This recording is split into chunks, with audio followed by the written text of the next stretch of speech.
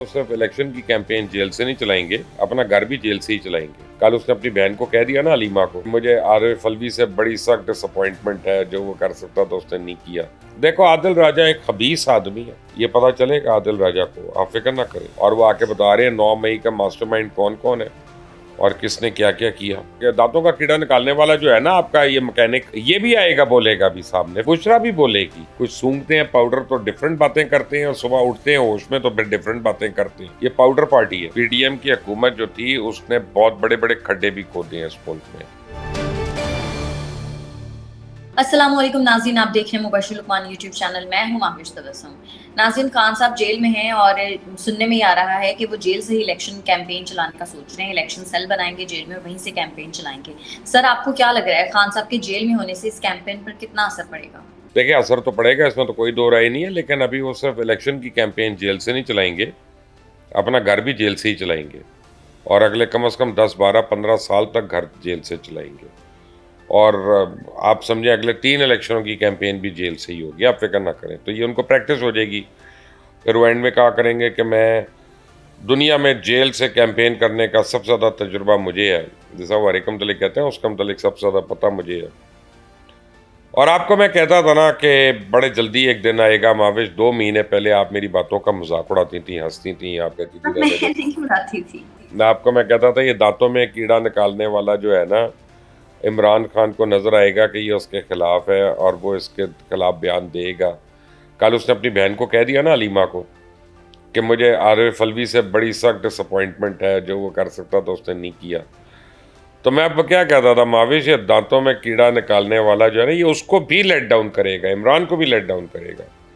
ये सिर्फ हमें नहीं लेट डाउन कर रहा।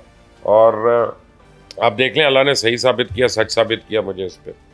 सर, एक चीज पर हमेशा से बहस होती रही है और वो है बेहतर गवर्नेंस। तो एहसन इकबाल साहब ने आज भी बात की है कि मियां साहब जैसे तजुर्बाकार तबीब की जरूरत है।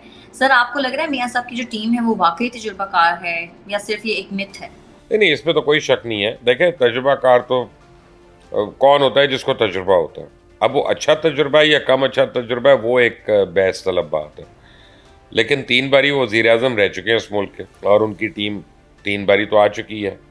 तो दावे तो उनके बहुत हैं, और उनके क्लेम्स भी बहुत हैं।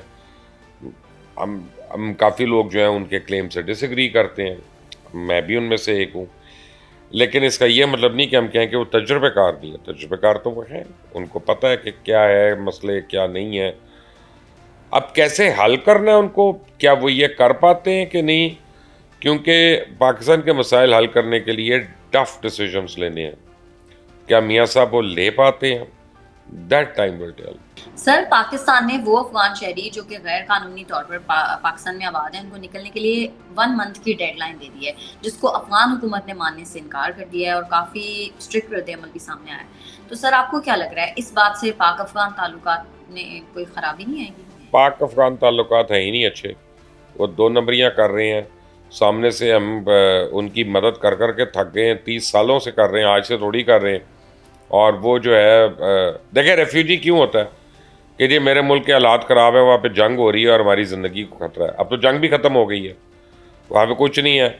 उनकी करेंसी हमारी करेंसी से इतनी देर से अच्छा बिहेव कर रही थी, उनकी इकॉनमी हमसे बेहतर बिहेव कर रही थी। तो रेफ्यूजी तो यहाँ से वहाँ पे जाने चाहिए, उल्टा हम उनके रख के बैठे हुए हैं। नाराज़ होती है हुए, हमें चाहिए कि इन सब को बारी बारी C-130 में लेके जाएं और ऊपर से नीचे ड्रॉप कराते रहें। भले पैराशूट दे दें ताकि वहीं पे जाके रहें ये, और वरना यहाँ से बॉर्डर से निकाल दें। अल्लाह अल्लाह खैर सल्ला देखी जाएगी। मारने उन्होंने अपने बंदों को मारे, खुद मारे, लेकिन हमारे ऊपर तो ये गन निकले ना यहाँ से। सर, आदिल राजा की एक और कॉल लीक हुई है जिसमें वो रॉ के लिए काम करने वाले सहाफ़ी के साथ बातचीत कर रहे हैं और पाकिस्तानी इदारों के खिलाफ साजिश की जा रही है। सर, अब सब कुछ सामने है, सारे सबूत, तो क्या कहेंगे आप?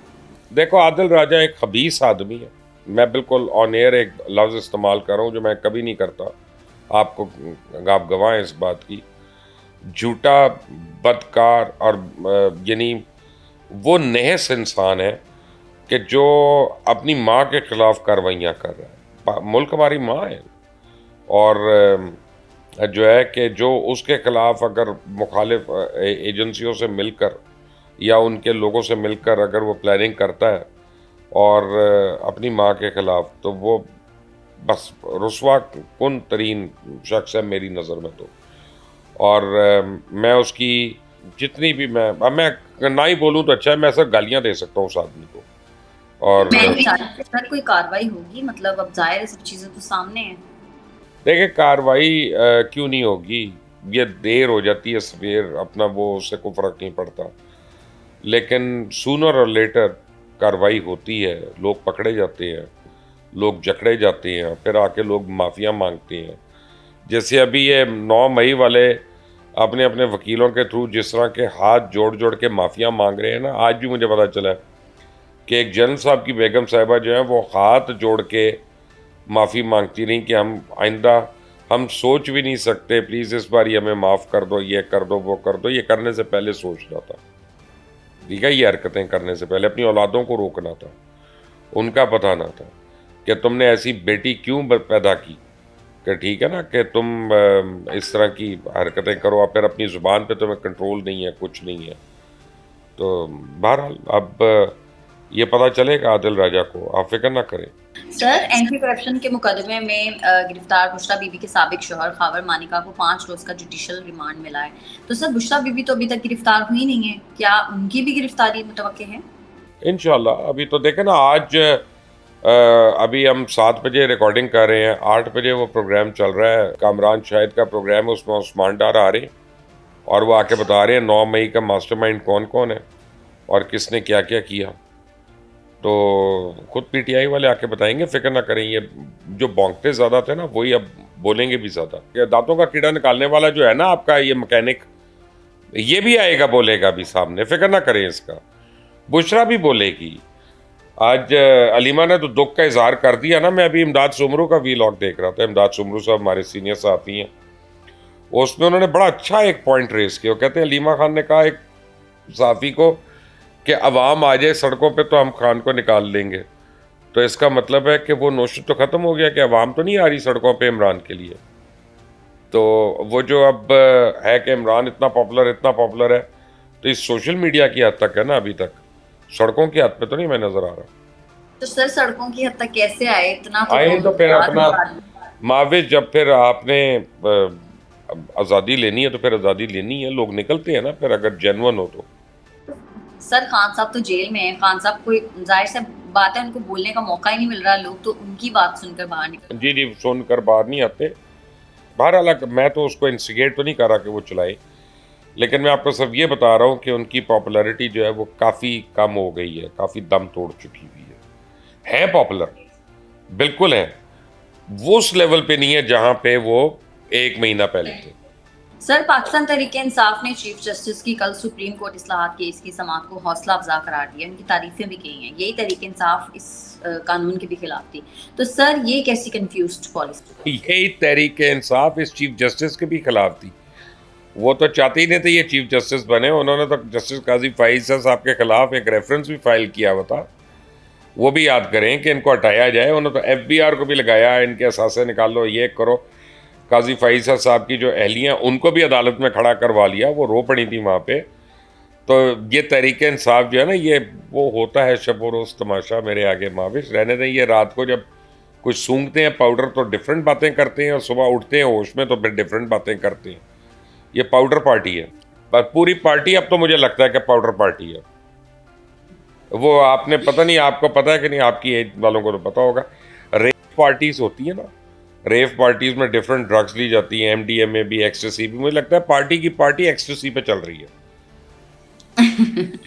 सर पीडीएम हुकूमत ने 5,000 सरकारी तरक्याती स्कीमें जो हैं वो मंजूर की थी, और फंड्स जारी होने के बावजूद 70% स्कीमें ऐसी हैं जिनके ऊपर काम मुकम्मल नहीं हुआ। तो सर ये पैसे सारे कहाँ गए? देखिए, पीडीएम की हुकूमत नालायक भी थी और करप्ट भी थी, इसमें कोई दो राय नहीं है।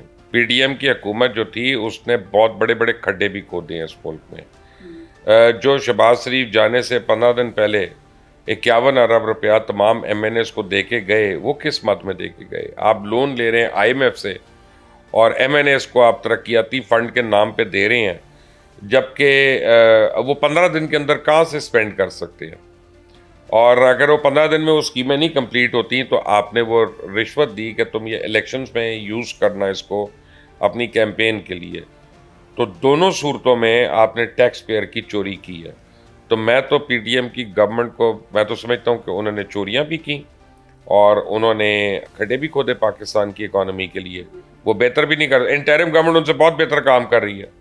बल्कि इंटरिम गवर्नमेंट को भी छोड़ें यार, ये डंडा जो है बेहतर काम कर रहा है। जनरल आसिम का डंडा जो है वो बहुत बेहतर काम कर रहा है। आप डॉलर को देख लें, आप सोने को देख लें, आप स्टॉक मार्केट को देख लें, आप एक जनरल फीलिंग देख लें कि लोगों को सांस आ गया। लोग कह रहे हैं नहीं काम हो सकता है, लोग कह रहे हैं अच्छा नोज डाइव नहीं हो रही, रुक गई है नोज डाइव, चलो इंशाल्लाह कल को बेहतर भी हो जाएगा। तो ये तो क्रेडिट एक आदमी को जा रहा है ना, कोई किसी को अच्छा लगे या ना अच्छा लगे, वो जनरल आसिम मुनीर है।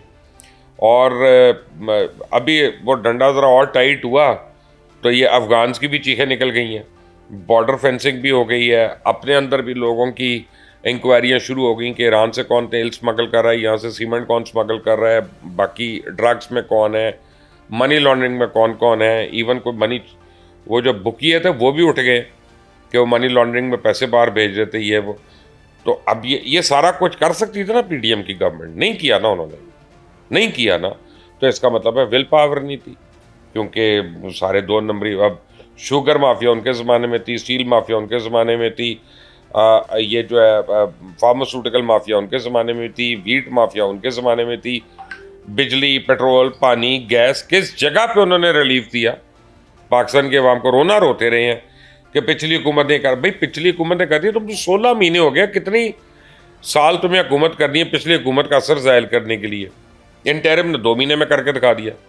अब मैं उस इंटरिम को जो मर्जी कहूँ, आप उनको जो मर्जी कहें, आप क्रेडिट दें चीफ को दें क्रेडिट फाइन, आप क्रेडिट दें काकड़ साहब को दें फाइन, लेकिन fact of the matter is कि इन्हीं 2 महीनों में हमें जो भी अच्छी खबर मिली है ना, इससे पहले तो नहीं मिली। फिर डॉलर इतना नीचे चला गया, ये देखिए। वही तो कह रहा हूँ सर आउट ऑफ कॉन्टेक्स्ट बात है, लेकिन माहिरा खान की शादी हुई है, इस पर आपके क्या तासुरात हैं? बहुत मैं दिल से उसके लिए दुआ को अल्लाह ताला हर एक को अपना घर बसाने का मौका दे और अल्लाह ताला हर एक को उसके घर में इज़्ज़त के साथ खुशियों के साथ रखे। और मैं तस्वीरें देखी थी मैंने, स्पेशली उसके बेटे की, कि वो कितना खुश था और अपनी माँ के साथ था वहाँ पे। तो उसको भी एक रिश्ता मिल गया, सर पे साया मिल गया। तो all I can, Myra Khan is an asset of this country and Myra Khan is a very serious superstar of this country, not a small time creative person. She is a huge person. और मायरा खान अगर उनकी ज़िंदगी में किसी चीज़ की कमी थी तो वो अल्लाह ने पूरी कर दी। तो अल्लाह से यही दुआ है कि अल्लाह उनको हमेशा खुश रखे। एंड यानी आउट ऑफ कॉन्टेक्स्ट नहीं, हम तो हर एक के लिए दुआ कर सकते हैं। जैसे इंसान अपनी बेटी के लिए करता है, उसी तरह इंसान दूसरों की बेटियों के लिए भी करता है। ठीक है मुबश्शिर साहब, बहुत शुक्रिया आपका। नाज़रीन, आज के प्रोग्राम से इतना ही। अगर आपको हमारी वीडियो पसंद आती है तो चैनल को कर दें लाइक, सब्सक्राइब और शेयर, और अपनी कीमती राय से हमें ज़रूर आगाह कीजिएगा। हमें इजाज़त दें, अल्लाह के बाद।